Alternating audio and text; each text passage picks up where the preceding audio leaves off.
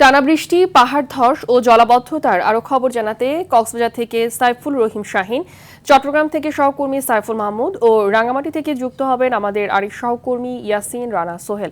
আমরা প্রথমেই যাব কক্সবাজারে সাইফুল রহিম শাহীনের কাছে। শাহীন,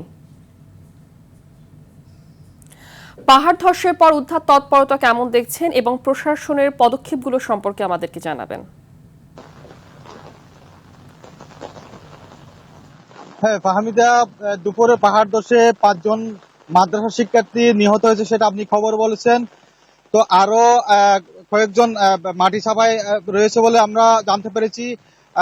শরণার্থী ত্রাণ ও প্রত্যাবাসন কমিশনার মিজানুর রহমান তিনি নিশ্চিত করেছেন বিষয়টা। দুপুরে হঠাৎ করে ভারী বর্ষণে মাটি নরম হয়ে যায়, হঠাৎ করে পাহাড় ধসে এই ঘটনা ঘটে। এতে ওই মাদ্রাসার উপর উখিয়া 5 নম্বর ক্যাম্পে, রোহিঙ্গা ক্যাম্পে, ওই যে মাদ্রাসাটা, ওই মাদ্রাসার উপর এই যে পাহাড় চাপা পড়লে, পাহাড় ধসে পড়লে মাটি চাপায় ওই 5 জন শিক্ষার্থী নিহত হয় এবং আরো নিহতের সংখ্যা বাড়ার আশঙ্কা করছে প্রশাসন। এবং সেখানে ফায়ার সার্ভিসের 2টা ইউনিট উদ্ধার তৎপরতা চালাচ্ছেন। স্থানীয় এফবিএন পুলিশ সহ স্থানীয় অন্যান্য রোহিঙ্গা কমিউনিটি তারা উদ্ধার তৎপরতা চালিয়ে যাচ্ছেন। তো ফাহমিদা, ওখানে আরো পাহাড় ধসে ভারী বৃষ্টি অব্যাহত থাকলে আরো পাহাড় ধসে আশঙ্কা করা হচ্ছে। মূলত কক্সবাজার আজ দুপুরের পর থেকে বৃষ্টির পরিমাণ অনেকটা বেড়ে গেছে। কক্সবাজারের টেকনাফ, চকরিয়া, মাতামুহুরী সহ বিভিন্ন নির্মাঞ্চল ইতিমধ্যে প্লাবিত হয়েছে। এখন আমরা যে আশঙ্কা করতেছি এই রোহিঙ্গা ক্যাম্পে উদ্ধার তৎপরতার জন্য ফায়ার সার্ভিসের অপ্রতুল, সেটা আশঙ্কা করছে প্রশাসন। কক্সবাজার থেকে ফায়ার সার্ভিস, জেলা প্রশাসন জানিয়েছে কক্সবাজার থেকে ফায়ার সার্ভিস ওখানে পাঠানো হচ্ছে তাদেরকে উদ্ধার করার জন্য। এখনো পর্যন্ত 5 জন আমরা নিহত খবর পেয়েছি। পরবর্তীতে যদি কোনো মরদেহ উদ্ধার হয় বা কোনো নিহতের সঙ্গে বাড়ে সেটা আমরা জানাতে পারবো। তো আমরা এরপর চট্টগ্রামের আবহাওয়ার খবর জানতে যুক্ত হব আমাদের চট্টগ্রামের সহকর্মী সাইফুল মাহমুদের সাথে। সাইফুল মাহমুদ, চট্টগ্রামের আবহাওয়ার পরিস্থিতি যদি একটু আপনি জানাতেন। ধন্যবাদ। আমি এই মুহূর্তে দাঁড়িয়ে আছি আসলে চট্টগ্রাম নগরীর সবচেয়ে গুরুত্বপূর্ণ একটি জায়গা, এটা হচ্ছে পাঁচলাশ, এবং এই জায়গাটিতে কিন্তু অবস্থিত আছে বেশ কিছু সরকারি স্থাপনা এবং একই সাথে গুরুত্বপূর্ণ কিছু অধিদপ্তর, পাসপোর্ট অফিস। যদি বলে থাকি আসলে চট্টগ্রামের আবহাওয়া কিন্তু খুবই খারাপ। টানা 4 দিনের বৃষ্টিতে কিন্তু চট্টগ্রাম নগরীর নিম্নাঞ্চলগুলো তলিয়ে গেছে। যদিও মেয়র মহোদয় এবং সিডিএর কর্তৃপক্ষ বলছেন আসলে সড়কে পানি নেই, কিন্তু সড়ক থেকে পানি নেমে গেলেও কিন্তু অলিতে গলিতে কিন্তু মানুষের বাসা বাড়িতে, দোকানপাটে কিন্তু প্রচুর পরিমাণে পানি প্রবেশ করেছে, এবং যা কিন্তু একেবারে গত 42-43 বছরের ইতিহাসে কিন্তু এরকম কেউ দেখেনি বলে তারা জানিয়েছেন। এবং একই সাথে চট্টগ্রাম কক্সবাজার যেই রেল লাইন রয়েছে সেখানে কিন্তু অনির্দিষ্টকালের জন্য কিন্তু রেল চলাচল বন্ধ রয়েছে। আজকে সকাল 10টার দিকে রেল প্রতিমন্ত্রী তিনি যে জায়গাটিতে আসলে রেল লাইন পানির নিচে তলিয়ে গেছে তিনি সেটি পরিদর্শন করেছেন। পরিদর্শন করার পরে তিনি সাংবাদিকদেরকে জানিয়েছেন অনির্দিষ্টকালের জন্য এই রেল চলাচল বন্ধ থাকবে, এবং একই সাথে যারা গতকাল পর্যটক এক্সপ্রেসের টিকিট করেছেন তাদেরকে কিন্তু টিকিটের টাকা ফেরত দেওয়া হবে, এটাও জানিয়েছেন। এবং একই সাথে চট্টগ্রামে এই পর্যন্ত পাহাড় ধসে 10 মাস বয়সী এক শিশু এবং 12 বছর বয়সী এক শিশু মারা গেছেন।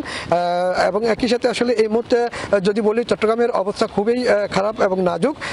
মানুষের বিশেষ করে যারা খেটে খাওয়া মানুষ তারা কিন্তু আসলে খুবই কষ্ট করছেন, এবং চট্টগ্রাম শিক্ষা বোর্ডের অধীনে সব কলেজের এইচএসসি এবং সমমানের পরীক্ষা কিন্তু বাতিল করেছেন। পরবর্তী নোটিশ না দেওয়া পর্যন্ত আসলে এটা সিদ্ধান্ত হবে না বলে জানিয়েছেন।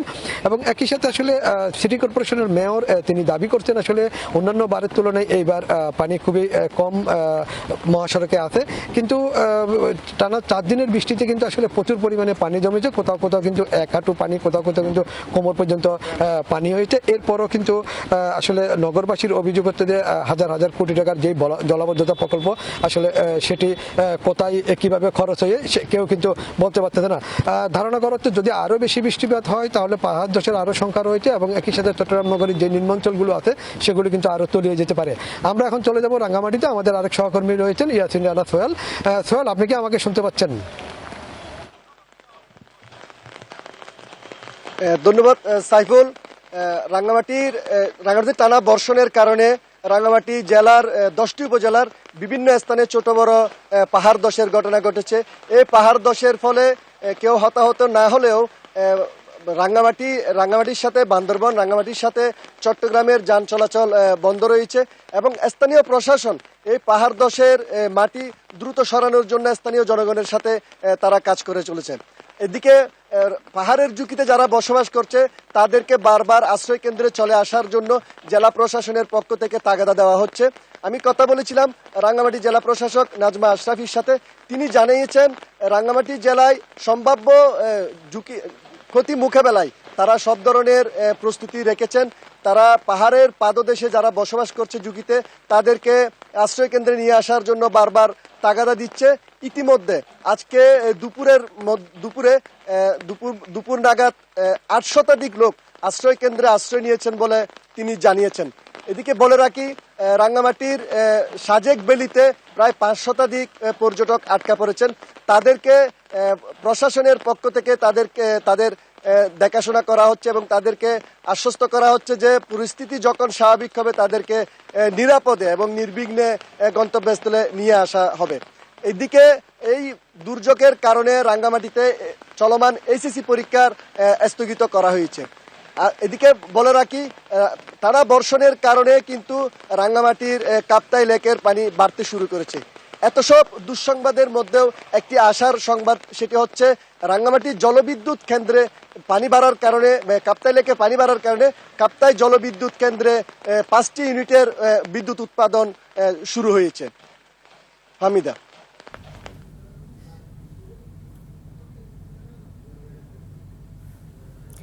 আপনাদের তিনজনকেই অসংখ্য ধন্যবাদ।